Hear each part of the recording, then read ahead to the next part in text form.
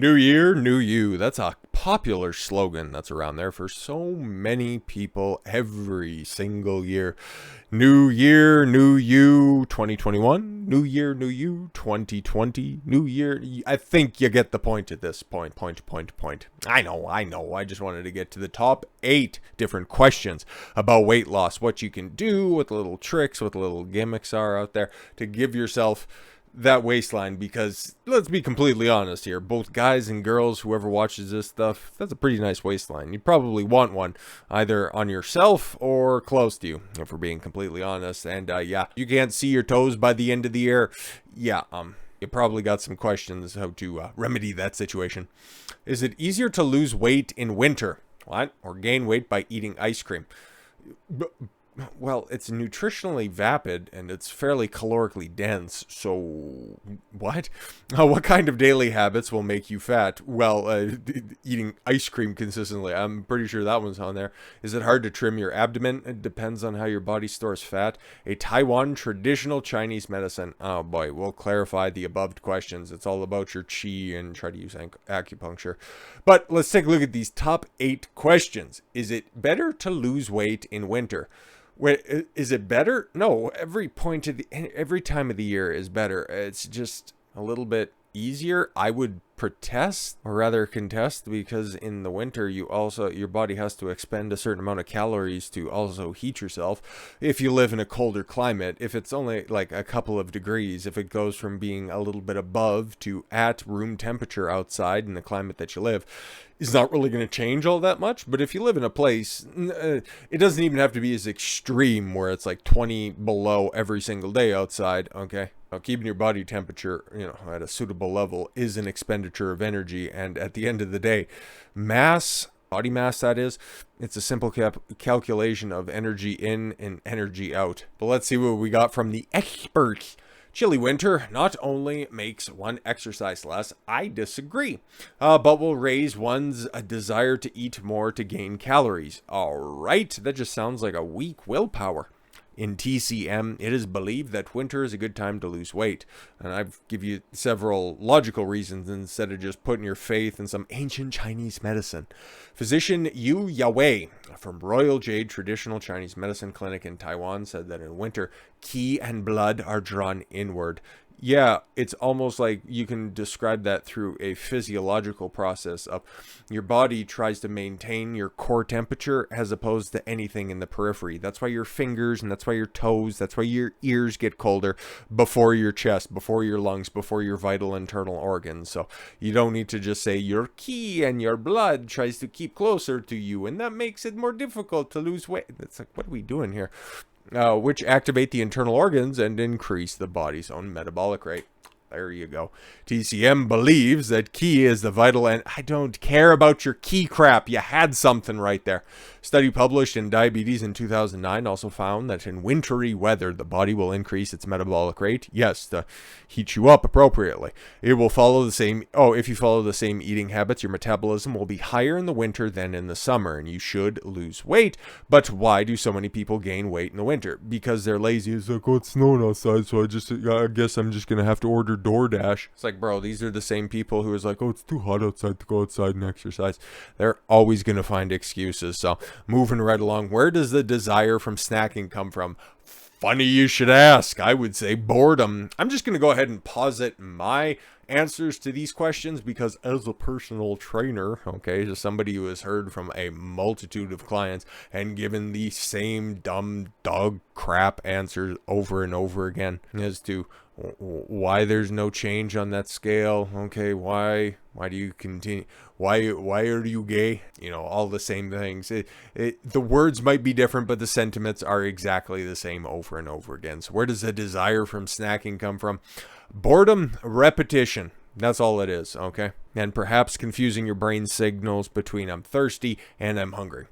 To achieve weight loss, people should resist the temptation of snacking between meals. You believes that there are usually 2 reasons to desire to eat snacks in between the main meals. The first is not eating the right carbohydrates.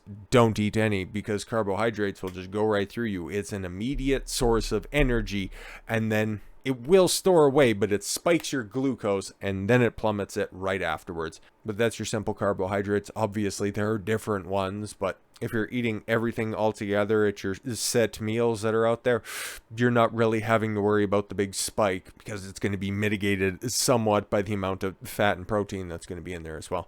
Good starches can stabilize blood sugar, while foods with high glycemic index, there you go, will spike the blood sugar, yes, increase insulin, and store fat. In addition, the order of eating is also a factor that affects the rise in blood sugar. Eating rice as the last few bites of a meal can help the blood sugar level to remain stable, and then you will not feel hungry easily. Oh, that's actually a pretty decent trick. Didn't think about that, but I don't consume rice, but if you do out there, there you go, a couple of little bites there at the end, and that'll level everything off appropriately. Good to know.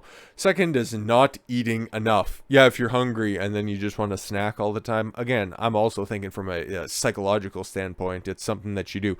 Oh, the sun goes down, okay, you have dinner, and then you take a look up at the clock, it's like, oh my gosh, it's 8 o'clock, that's normally the time that we have a little snack as well, and then it just becomes a reinforcing method. Because humans are pattern-based animals, okay? Like it or not, if something works, if you are rewarded with a hit of dopamine by having snacks in the evening, that's what you're going to do. You're going to continue to do that in order to satiate your little joy-seeking centers in the brain. But yes, not eating enough throughout the day, I guess. If you're not fat adapted by eating too many carbohydrates, that would make sense.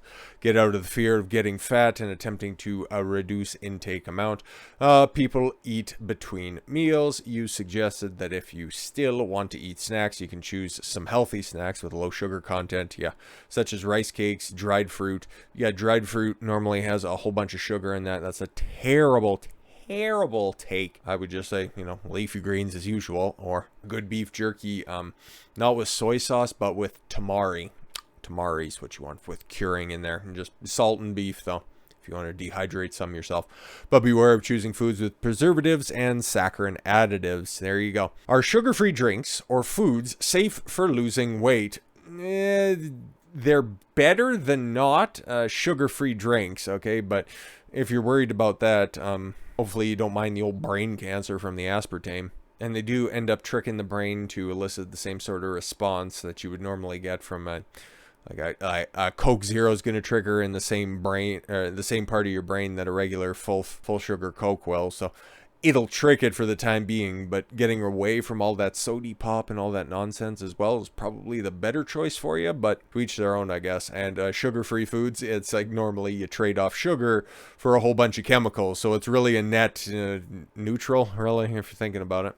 You said that one should not think sugar-free drinks or foods are safe and will not make people fat. Yeah, no, exactly. Although sugar is key to weight gain, then why would you recommend it with dried fruit? Anyways, when cold food or drinks enters the body at 37 degrees Celsius plus, it will affect the operation of the internal organs, slowing down metabolism, which is one of the factors to cause obesity. I'm not trying to discredit that. Okay, I would just like to see some evidence on that, because if that has anything to do with that, like sugar is actually going to be slowing down your internal organs upon consumption because it becomes destabilized past 37 degrees. That's interesting. I'd like to know that. Okay, so a study published in Transactions of the American Clinical and Climatological Association has found elevated temperatures are associated with increased metabolic rates. Yeah, we know that. Okay, for every 1 degree Celsius rise in body temperature, oxygen consumption increases by 10 to 13%. Interesting, whereas a drop in temperature slows down metabolism. Yeah, that makes sense because your body is just naturally going to cook at 37.6 degrees or something like that. That's your normal operating temperature. That's just what your body does. Your basal metabolic rate, what your body normally uses for energy throughout an entire day, that's the output of heat to that registers at about 37 degrees, give or take a couple of fraction of a degree. So interesting. That's kind of doesn't really address your question right there. It's like, yeah, don't do that, but body temperature is more important. It's like, okay, cool, but go back and take a look at the sugar-free stuff. I added the additional context because I guess it was lacking. Are salads always desirable for weight loss? Yeah, because you can pack a lot of stuff in there and they're pretty easy to do, and you can basically have an entire meal. That's my chosen meal in a day, but let's see.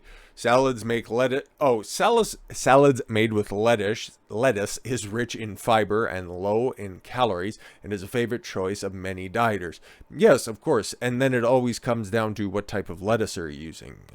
Spinach, kale, arugula. Or are you using just basic bitch, iceberg or romaine? You said that uncooked lettuce is cold in nature and suitable for people with hot constituents such as meat eaters. What are you talking about? I put chicken on top of my salad. Chicken, shrimp, steak sometimes. Like, come on now. People with cold constitutions. I'm sorry, what? It should not be eaten in massive quantities as a staple food. What are you talking about? Is this what you're, healing crystals? Did you check your star sign? Like, what are we doing here? In TCM, it is believed that people have different type of I don't care about that stuff. Salads are great, but yes, in the final paragraph right there, in addition, salad dressings are generally high in calories and are normally made of just the worst oils imaginable. A whole lot of vegetable oils that you don't need. Oh, this one's made with olive oil. A fraction of it is, in order to drive down prices, but still market it with, oh, this one's made with olive oil. You can go ahead and purchase it. But then you realize that the first ingredient on the ingredient list is canola oil. And somewhere about halfway down in that Methuselaic long extrapolation of ingredients, then you got extra virgin olive oil in there. Congratulations, that's great. What do I do when it comes to salad dressings? To put a little bit of fat on top, because normally throughout the week I just have chicken and shrimp on top of everything. I take a scoop of avocado mayonnaise, okay? Chosen Foods is the one that I get, because that's the one that Costco sells, and it's good. It's great. It's fantastic. I put a scoop of that on top. It's about a tablespoon and a half. It's perfect for what I need. Throw it on top there. Little salt, a little pepper, a little wine. No, I don't. I don't drink it all whatsoever. It's just a reference, folks. It's a reference. Get it? Toss that all together on the spring mix that's out there, and it's a delicious fare. I'm in fact looking forward to it after I edit all this stuff up. But yeah, you get the rest of that stuff, like that mayonnaise, the mayonnaise that they recommend there, Miracle Whip.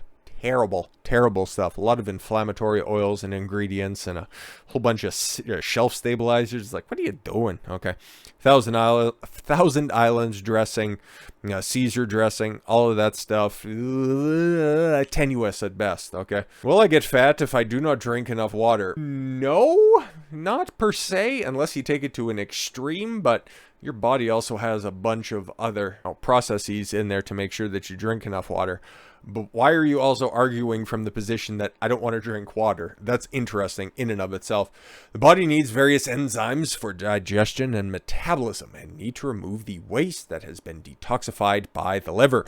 In the same sense, not drinking enough water means slowing down metabolic rate and will easily result in weight gains. Not the good type of gains either. It's just, stored in fat cells. There are many formulas on the internet that suggest the optimal amount of drinking water needed per day. Me, I just make it nice and simple. See my big boy right here? He's been making quite a few cameos lately whenever we talk about water. You want to do that one? That'd be great. Just do that throughout the day. Perfect, wonderful, fantastic. And then, of course, adjust as needed if you exercise. If you're a profusive sweater, okay, also feel free to accommodate for that as well. Add a little bit more. But the old 8 glasses a day is never that bad. But I don't necessarily know anybody who just walks around with the glass and fills it up 8 different times. That just sounds like a time waste, honestly, if you're filling up the one glass every time that you want to have something. Drink about 2 liters. Hey, I think that's what this one is anyways. 2 liters, is that what I got right here? This is a big boy. I can't remember. It's got the little pretty measurement gimmick on it. No, it's about 2.5. Yeah, 2.5. But even still, like, come on. I'm also training as well, so, I fill it up every once in a while after my training as well. But I would recommend that. Just get the old milk jug. I know Planet Fitness doesn't like that stuff, but, a jug of water. A jug of water. Just walk around with that. And I don't know why you would argue against not drinking water. That just seems a little bit absurd. But, okay. Number 6 is staying up late certain to lead to obesity. If your body's not getting enough rest and relaxation, or doesn't have enough time to properly, repair yourself, rest and digest is very important. So it's not necessarily attributed to staying up late, whatever that means. But if you extend the amount of time that you're active and you're not getting enough sleep at the end of the day, then yeah, staying up late is probably bad for you. But if that's the time that you're awake and that you're going to bed, rather waking up a little bit later than what is normal, nothing inherently wrong with that, okay?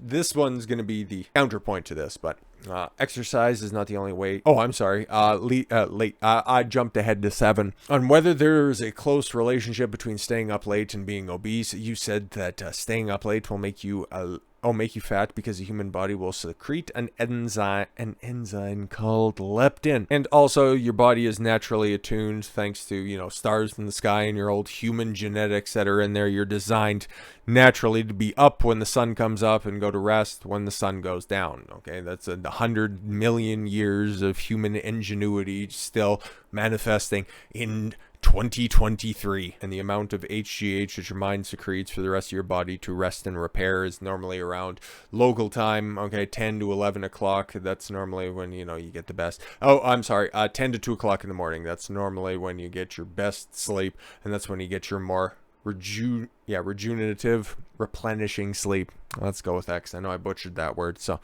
a study published in PLOS Medicine found that more frequently one stays up late, the less secretion of leptin, resulting in less effective suppression of appetite, causing people to late night snack. So, why don't you just cut out snacking? That'd be good. Number 7, can exercise increase the speed of weight loss?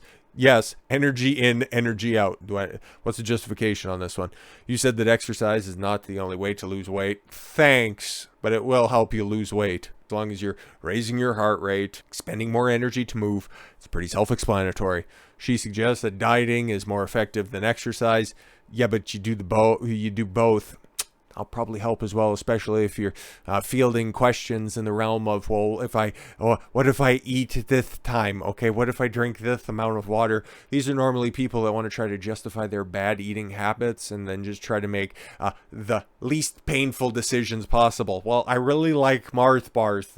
If I don't gain the amount of weight between the hours of 3 and 3:30, that's when I'll have it, because then that makes the most scientific sense. It's like, no, if you want to be thin people don't eat Mars bars. Okay, can we just go ahead and dispel that notion? But yeah, man, couple a good balanced diet with some exercise and you will, in fact, speed your weight loss. And finally, number 8, there's a bunch of abdominal exercises that are down there, but then that's stupid as well. You can't spot lose weight. Okay, it depends exclusively on how your body is designed to store weight. Okay, for men and women, guess what? Here's a weird one. Okay, men and women are different, and how they store weight is completely different as well. Okay, for men, it's normally around your midsection and your buttocks. Okay, that's why you have stereotypical way that guys carry their weight, the big old beer belly up front. Okay, and that's the way that it happens. For women, it's normally around the hips and the ass as well.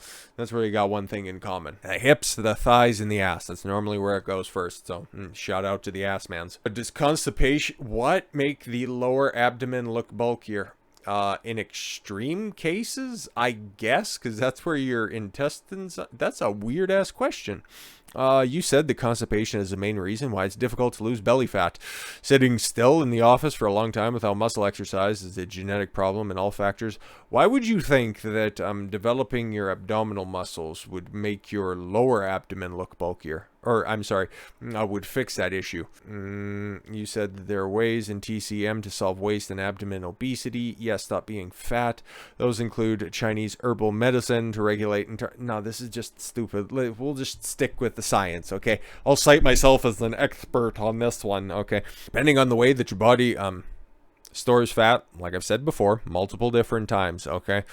That's going to be the first place it goes. Might be the last place. It could be the second, third place that it wants to store fat. More or less, what's consistent throughout all of those statements? Storing fat. Guess what? Don't eat so much that you have to store the excess energy that you consume.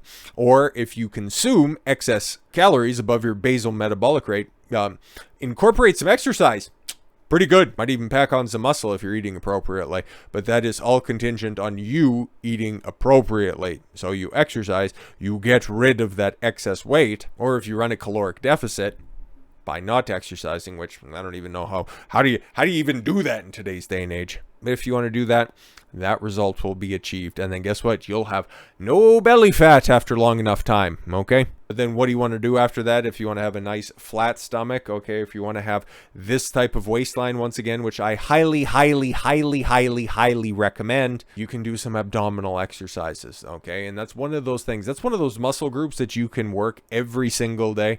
Your abdominis, terminus, and abdominis. Oh yeah, it's abdominis rectus, or yeah, rectus, not rexus, because that sounds like a transformer.